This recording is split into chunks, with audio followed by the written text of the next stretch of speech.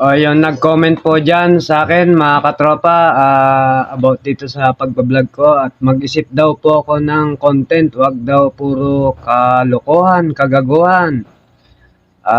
Para sa'yo kuya, lolo, uncle, ito pong ginagawa ko na to ay for entertainment lang po ito ano.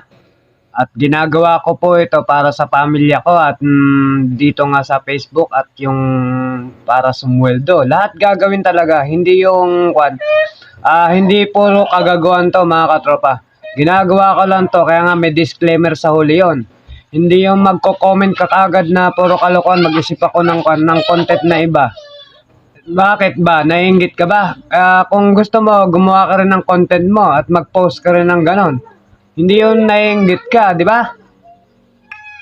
Kung naiinggit ka, mag-vlog ka rin ng katulad ng ginagawa ko o para dumami ang views mo. O. Ngayon, ba't nagko-comment ka sa akin ng ganon? Ayan, papakita ko sa inyo kung sino yan siya. Ha? Siya po yan. Hindi ko na kailangan sabihin kung taga saan yan, kung sino man yan. Hindi ko naman followers yan, hindi ko rin friends yan. O, ba't nagko-comment ka ng ganon? Bakit? Perfecto ka ba? Ha? Kung perfecto ka sa buhay mo, sa pamilya mo, tsaka ka magsalita sa kapwa mo ng ganon. Kala mo kung sino ka. Ako po, lahat ginagawa ko para sa pamilya ko. Pero yung mga magbabasher dyan, kayo nang bahala.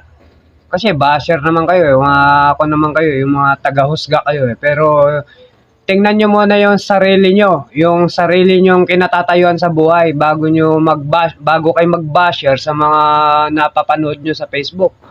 Kasi for entertainment purposes nga lang tong ginagawa namin. Kasi wala naman kayong alam dito sa namin sa pag-upload ng video kung anong purposes namin dito para kumita ng pera at para sa pamilya. Kasi po kayo, wala naman kayong alam. Wala po kayong alam sa ginagawa namin mga content creator. Basta na lang nagko-comment kayo ng ganun-ganun lang, magbibitaw kagad kayo ng salita, wala naman kayo nalalaman. Tingnan nyo muna yung sarili nyo, tingnan nyo muna yung kinatatayuan ng buhay nyo bago kayo mag-comment sa mga katulad naming content creator. Tama ba ako mga followers ko? Pakishare ng video na ito mga katropa. Hindi dapat yung gano'n na may magko-comment ka agad na sa inyong ganyan, basher. Mali yun. Hindi dapat po gano'n mga katropa. Tingnan nyo muna yung mga sarili nyo. Tingnan nyo muna yung kalagayan nyo para kayong perfecto bago kayo mag-suggest o mag-kwan sa mga napapanood nyo.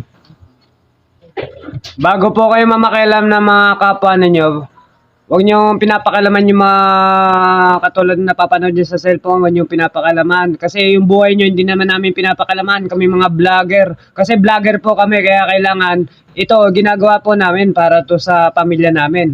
Kayo po, wala naman kayong alam, kaya dapat hindi kayo nagko-comment ng ganon. Kasi mali po yun. Bago nyo pakalaman yung kapwa nyo, yung ibang tao, yung buhay nyo muna pakalaman ninyo. Naintindihan nyo mga katropa? Pakialaman mo muna yung buhay mo, nung buhay nyo bago yung buhay ng iba. Kasi mali po yung ginagawa nyo. Vlogger po kami at ngayon magko-comment po kayo ng ganyan. Hindi po tama yan. Kung gusto nyo, mag-vlogger na lang din kayo para anong pakiramdam pag may nag-comment sa inyo ng ganon. Ano pakiramdam, di ba? Di ba masama rin, masakit din sa kalooban nyo pag may nag-comment ng ganon. Wala po kayong nalalaman tungkol sa ginagawa namin kasi vlogger nga po kami.